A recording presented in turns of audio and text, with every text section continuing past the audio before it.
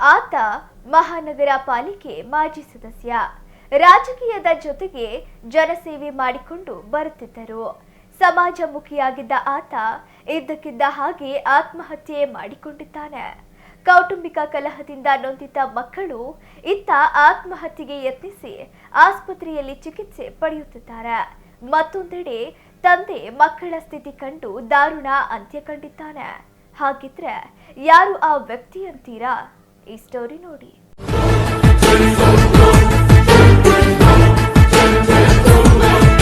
ಕಾರಿನಲ್ಲಿ ಬೆಂಕಿ ಹಚ್ಚಿಕೊಂಡು ಮಾಜಿ ಮಹಾನಗರ ಪಾಲಿಕೆ ಸದಸ್ಯ ಆತ್ಮಹತ್ಯೆ. ದಾವಣಗೆರೆ ತಾಲೂಕಿನ ನಾಗನೂರು ಬಳಿ ಇರುವ ತೋಟದಲ್ಲಿ ಘಟನೆ. ಕೌಟುಂಬಿಕ ಕಲಹದಿಂದ ಬೇಸತ್ತು ಆತ್ಮಹತ್ಯೆಗೆ ಶರಣು.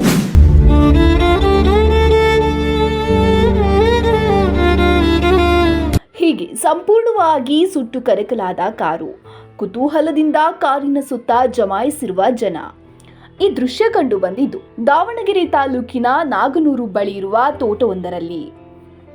ಹೌದು, ದಾವಣಗೆರೆ ಮಹಾನಗರ ಪಾಲಿಕೆ ಮಾಜಿ ಸದಸ್ಯ ಬಿಜೆಪಿ ಮುಖಂಡ ಚಂದ್ರಶೇಖರ್ ಸಂಕೋಳ್ ತಮ್ಮ ತೋಟದಲ್ಲಿ ಕಾರಿನಲ್ಲಿ ಪೆಟ್ರೋಲ್ ಸುರಿದುಕೊಂಡು ಆತ್ಮಹತ್ಯೆ ಮಾಡಿಕೊಂಡಿದ್ದಾರೆ. ಶಾಮನೂರಿನ 43ನೇ ವಾರ್ಡಿನ ಮಾಜಿ ಸದಸ್ಯ ಚಂದ್ರಶೇಖರ್ ಬಿಜೆಪಿ ಪಕ್ಷದಲ್ಲಿ ಸಕ್ರಿಯರಾಗಿದ್ದು ಸಾಕಷ್ಟು ಜನಪರ ಕೆಲಸಗಳ ಜೊತೆ ಸಾಮಾಜಿಕ ಕಾರ್ಯಗಳಲ್ಲಿ ತೊಡಗಿಕೊಂಡಿದ್ದರು. ಶಾಮನೂರಿನಲ್ಲಿ ಪತ್ನಿ, ಪುತ್ರ ಹಾಗೂ ಮಗಳೊಂದಿಗೆ ವಾಸವಾಗಿದ್ದ ಚಂದ್ರಶೇಖರ್ ಮನೆಯಲ್ಲಿ ಶನಿವಾರ ಮಧ್ಯಾಹ್ನ ಮಕ್ಕಳೊಂದಿಗೆ ಜಗಳವಾಡಿಕೊಂಡು ಮನೆಯಿಂದ ಹೊರಗೆ ಹೋಗಿದ್ದರು. ಮಕ್ಕಳಿಬ್ಬರು ತಂದೆಗೆ ಕರೆ ಮಾಡಿ ಮನೆಗೆ ಕರೆದರೂ ಚಂದ್ರಶೇಖರ್ ಬಂದಿರಲಿಲ್ವಂತೆ. ಹೀಗಾಗಿ ಮನನೊಂದು ಮಕ್ಕಳಾದ ಪವಿತ್ರ ಹಾಗೂ ನರೇಶ್ ಮನೆಯಲ್ಲೇ ಆತ್ಮಹತ್ಯೆಗೆ ಯತ್ನಿಸಿದ್ದಾರೆ. ಅಷ್ಟರಲ್ಲಿ ಮನೆಯಲ್ಲಿಯೇ ಇದ್ದ ಚಂದ್ರಶೇಖರ್ ಪತ್ನಿ ಮಕ್ಕಳನ್ನ ರಕ್ಷಿಸಿ ನೆರೆಮನೆಯವರ ಸಹಾಯದಿಂದ ಆಸ್ಪತ್ರೆಗೆ ದಾಖಲಿಸಿದ್ದಾರೆ.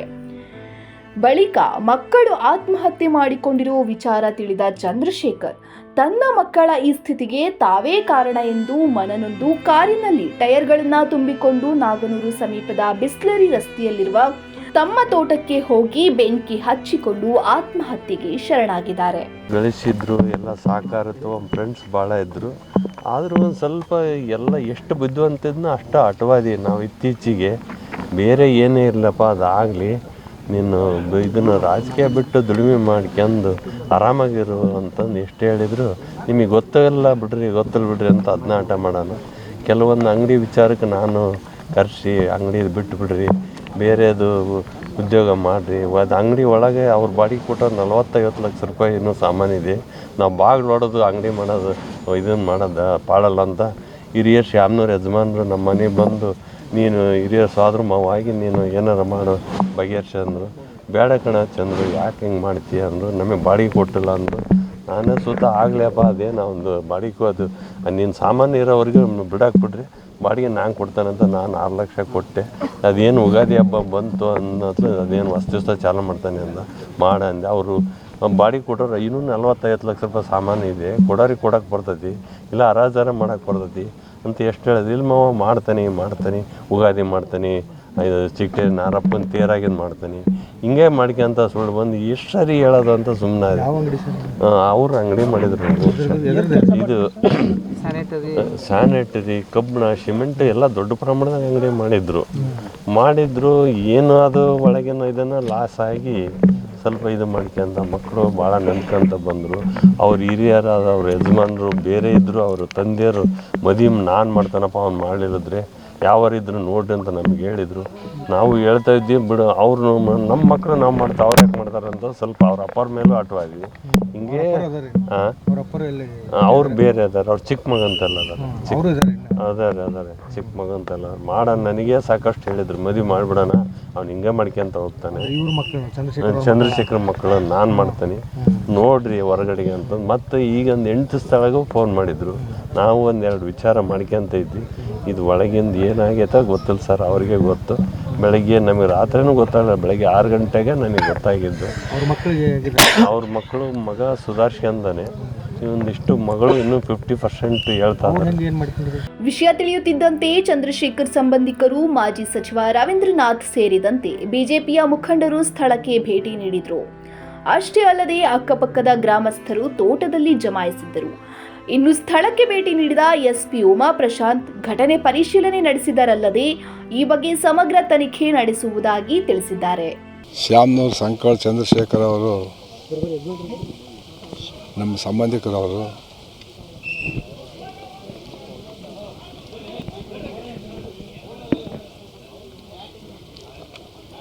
ಕೆಲಸ ಚೆನ್ನಾಗಿ ಮಾಡ್ತಿದ್ದ, ಆದರೆ ಅವನು ತನ್ನ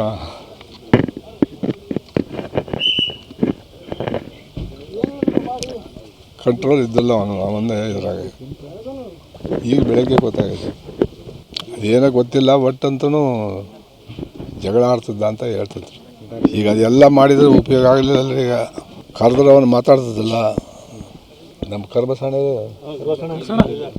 ಅವ್ರ ಅತ್ತೆ ಮಗ ಅವನು, ನಮ್ಮ ತಮ್ಮ. ಇವನು ಕರೆದು ಮಾಡಿ ಸಾಕಷ್ಟು ಸಾರಿ ಹೇಳೋದು ಕೇಳೋದು ಮಾಡಿದ್ರು ಅವನು ಉದ್ದಾಟತನ ಮಾಡಿ ಹೋಗ್ತಿದ್ದ ಅಂತ ಅವನೇ ಕರ್ಬಸಣೆ ಹೇಳ್ತಾನೆ. ಯಾರ ಮಾತು ಕೇಳ್ತಿದ್ದಿಲ್ಲ ಅವನು.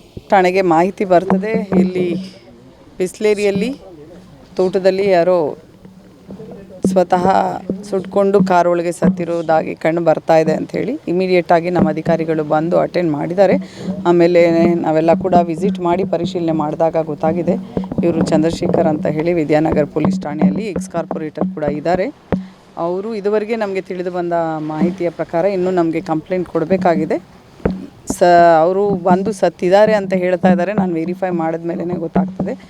ಇನ್ನು ಅಲ್ಲಿ ಕೂಡ ವಿದ್ಯಾನಗರದಲ್ಲಿ ವಿಚಾರಣೆ ಮಾಡಿದಾಗ ಏನೋ ಅವ್ರ ಮಕ್ಕಳು ರಾತ್ರಿ ಇವರಿಗೆ ಫೋನ್ ಮಾಡಿದ್ರಂತೆ, ನಿಮ್ಮ ಹತ್ರ ಮಾತಾಡಬೇಕು, ಅರ್ಜೆಂಟು ಬನ್ನಿ ಅಂತ ಹೇಳಿ. ಇವರು ಬರ್ತೀನಿ ಇರಿ ಅಂತ ಹೇಳಿದಾಗ ನಮ್ಮ ತಂದೆ ಯಾವಾಗಲೂ ಹೀಗೆ ಮಾಡ್ತಾರೆ, ಬಂದಿಲ್ಲ ಅಂಥೇಳಿ ಮನನೊಂದು ಅವರಿಬ್ಬರು ಕೂಡ ಆತ್ಮಹತ್ಯೆಗೆ ಪ್ರಯತ್ನ ಪಟ್ಟಿದ್ದಾರೆ. ಅದಾದ ನಂತರ ಇಮಿಡಿಯೇಟಾಗಿ ಅವ್ರ ಮನೆಯಲ್ಲಿದ್ದವರೆಲ್ಲ SSMಗೆ ಶಿಫ್ಟ್ ಮಾಡಿದ್ದಾರೆ.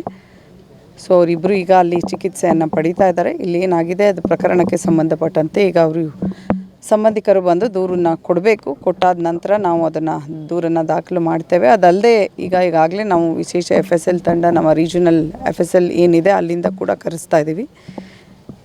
ಸ್ಥಳ ಪರಿಶೀಲನೆಗೆ ಸೋಕೋ ಆಫೀಸರ್ಸು ಕೂಡ ಬಂದಿದ್ದಾರೆ. ಪ್ರಕರಣವನ್ನು ತೆಗೆದುಕೊಂಡು ಯಾವ ಕಾರಣದಿಂದ ಹೀಗೆ ಮಾಡ್ಕೊಂಡಿದ್ದಾರೆ ಅಂತ ಹೇಳಿ ನಾವು ತನಿಖೆಯನ್ನು ಮಾಡ್ತೇವೆ. ನಮಗೆ ನೋಡ್ತಾ ಇದ್ದರೆ, ನೀವು ಕೂಡ ನೋಡ್ತಾ ಇದ್ದೀರಾ, ಅಲ್ಲಿ ಸ್ಮ್ಯಾಶಸ್ ಅಷ್ಟೇ ಆ ಥರ ಕಾಣಿಸ್ತಾ ಇದೆ. ಮೋಸ್ಟ್ ಪ್ರಾಬಬಲಿ ಅದು ಹಿಂದೆನೇ ಅನ್ನೋ ರೀತಿಯಾಗಿ ಕಾಣಿಸ್ತಾ ಇದೆ. ಬಟ್ ಸೋಕೋದವರು ಬಂದು ಪರಿಶೀಲನೆ ಮಾಡಿ ಅಲ್ಲಿ ಏನು ಬೋನ್ಸ ರಿಮೈನಿಂಗ್ ಏನು ಸಿಗ್ತದೆ ಅದನ್ನು ತೆಗೆದುಕೊಂಡು ಫರ್ದರ್ ನಾವು ವಿಜ್ಞಾನಕ್ಕೆ ಕಳಿಸಿದಾಗ ನೆಕ್ಸ್ಟ್ ಲ್ಯಾಬ್ಗೆ ಕಳಿಸ್ಬಿಟ್ಟು ಫರ್ದರ್ ನಾವು ತನಿಖೆಯನ್ನು ಮಾಡಬೇಕಾಗ್ತದೆ. ಹೊರಗಡೆ ಕೂಡ ಅದು ಕೂಡ ಎಲ್ಲ ಬರ್ನ್ ಆಗಿದೆ. ಬಟ್ ಅದು ಆಲ್ಟೋ ಕಾರ್ದಾಗಲಿ ಅದು ಮತ್ತು ಏನೇನು ಮೆಟಲ್ ಇದೆ ಅದು ಎಲ್ಲ ಉಳಿದಿದೆ. ಫಸ್ಟು ನಾವೀಗ ಅವರು ಸೋಕೋ ಆಫೀಸರ್ಸು ಮತ್ತು ಫೋರೆನ್ಸಿಕ್ ಲ್ಯಾಬ್ ಅವರು ಬರಲಿ, ಅವ್ರು ಎಕ್ಸ್ಪರ್ಟ್ಸು ಅದರಿಂದ ನಮಗೆ ಕಲೆಕ್ಟ್ ಮಾಡಿಕೊಟ್ಟಾಗ ಅಷ್ಟೇ ನಮಗೆ ಎಕ್ಸಾಕ್ಟಾಗಿ ಅಲ್ಲಿ ಏನೇನು ಉಳಿದಿದೆ ಏನಿದೆ ಅಂತ ಹೇಳಿ ಗೊತ್ತಾಗ್ತದೆ. ಅದ್ರ ಮೇಲೆ ನಾವು ಮುಂದಿನ ತನಿಖೆಯನ್ನು ಫರ್ದರ್ ಆಗಿ ನಾವು ಮಾಡ್ತೇವೆ. ಒಟ್ಟಿನಲ್ಲಿ ಕುಟುಂಬದೊಂದಿಗೆ ಸದಾ ಖುಷಿಯಾಗಿ ಇರುತ್ತಿದ್ದ ಚಂದ್ರಶೇಖರ್ ಕುಟುಂಬದಲ್ಲಿ ನಡೆದ ಸಣ್ಣ ವಿಚಾರಕ್ಕೆ ಇದೀಗ ಆತುರದ ನಿರ್ಧಾರ ತೆಗೆದುಕೊಂಡಿದ್ದು ಮಾತ್ರ ದುರಂತವೇ ಸರಿ. ಕ್ಯಾಮ್ರಾ ಪರ್ಸನ್ ರಾಕೇಶ್ ಜೊತೆ ಹನುಮಂತರಾವ್, ಒನ್ ಕನ್ನಡ ನ್ಯೂಸ್, ದಾವಣಗೆರೆ.